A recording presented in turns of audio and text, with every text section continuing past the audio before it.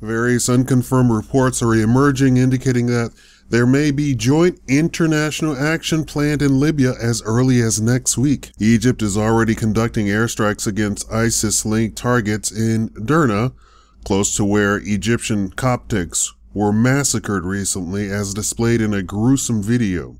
Debka reports that Egypt's President Abdel al-Fattah al-Sisi is planning further action in Libya, including more airstrikes and possible ground troops within a few days. According to the report, Egyptian commando and marine forces are preparing for a sea landing to seize Derna and destroy the terrorist elements there. If this attack is actually launched, it will be the first time in modern times that an Arab country has sent ground forces into another Arab country.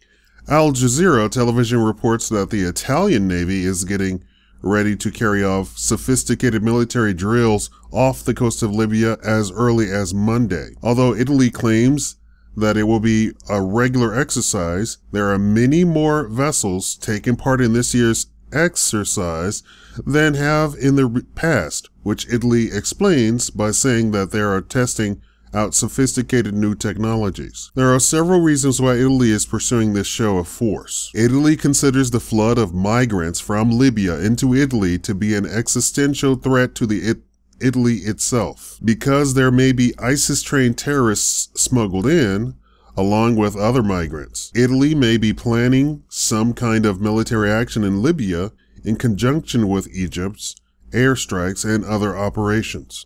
The Green Stream pipeline is a gas pipeline running underneath the Mediterranean Sea from Libya to Sicily. The pipeline is vital to economic relations between Italy and Libya. In recent months, there have been attacks by gunmen on oil installations in Libya, forcing some ports to shut down. The new show of naval force may be related to threats of attacks or sabotage in the pipeline. For over years, Italy ran a search and rescue program called Mare Nostrum, Our Sea, that saved the lives of thousands of migrants attempting to travel from Libya to Italy. This program requires Italian naval vessels near the Libyan coast. In November, the program ended and an EU program called Triton replaced it, but Triton restricts its operations to only 30 miles off the Italian coast. Triton has been considered unsatisfactory because many more migrants are drowning. Italy's new show of naval force may be an attempt to restore a portion of the Mare Nostrum program. Related to the last point, on Saturday there were large demonstrations in Rome by Italy's anti-immigrant Northern League party for the government to do more keep immigrants out. The naval show of force may help mollify the protesters. Some reports indicate that Russia has hinted at a willingness to participate in a naval blockade of Libya to prevent arms supplies from leaving Libya for other countries. Russia could play a role in this because it already has a naval fleet in the Mediterranean. These are all unconfirmed reports of possible military action in Libya by Egypt, Italy, and Russia. There are no reports of possible participation by NATO or the United States. Debka and Cairo post, Egypt court declares Hamas to be a terrorist organization. Egypt on Saturday became the first Arab country to name Hamas as terrorist organization.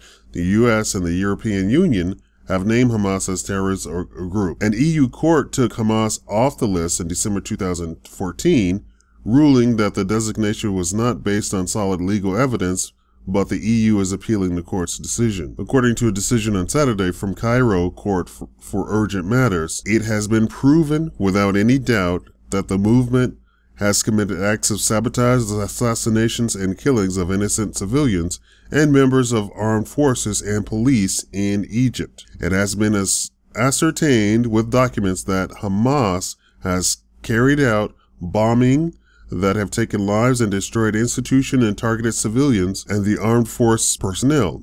It has also been ascertained that this movement works for the interests of the terrorist Brotherhood organization, which Egypt has already declared to be a terrorist organization. About a month ago, the same court declared Hamas military wing, Al-Qassam Brigade, to be a terrorist organization. Saturday's ruling makes the political wing a terrorist organization as well. A Hamas spokesman denied all the charges and said the ruling was dangerous. History has recorded Egypt's support to national liberty movement in the Arab world and Africa, particularly in Palestine. This ruling served the Israeli occupation. Its political decision that constitutes the beginning of Egypt evading its role towards the Palestinian cause. This is a coup against history and an Egypt abuse of the Palestinian cause and a resistance which fights on behalf of the Arab nation. We call on Egypt to reconsider this dangerous decision. Al Jazeera and Al Aram, Cairo, and CS Monitor and Al Risalah, Palestine, Egypt, and Turkey may try to create a Sunni front with Saudi Arabia. By coincidence or by planning, the president of both Egypt and Turkey will be in Riyadh, Saudi Arabia, this week. Egypt's Abdel al-Fattah al-Sisi and Turkey's Recep Tayyip Erdogan will both be visiting King Salam bin Abdulaziz Al Saud, the new king of Saudi Arabia, who has replaced King Abdullah, who died last month. It is not known whether Erdogan will ever be in the same room as al-Sisi. The two have been bitter enemies ever since a coup by al-Sisi ousted Egypt's elected president Mohamed Morsi and his Muslim Brotherhood government in 2013, and later declared MB to be a terrorist organization. Erdogan's own political party, the AKP, is an Islamic party like the Muslim Brotherhood, and they had good relations while Morsi was in power. There has been some speculation that King Salam is going to completely reverse King Abdullah's policy in the Muslim Brotherhood. Saudi Arabia and United Arab Emirates, UAE, had branded MB as a terrorist organization, but some are wondering if Salam is going to shift from that policy. The Saudi Arabia foreign minister recently said that his government has no problem with the Muslim Brotherhood.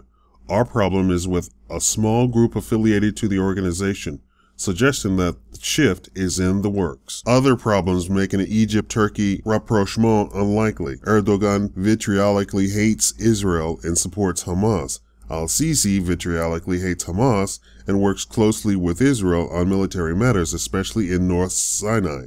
It does not seem likely that any meeting, if one ever occurs, will be pleasant. If King Salam is able to pull off a miracle and mediate a new relationship between Egypt and Turkey, then it would appear to be the establishment of a new Sunni front in the Mideast to oppose Iran, Hezbollah, and the regime of Bashar al-Assad in Syria, Al Arabia, and Kurdistan in Arab times.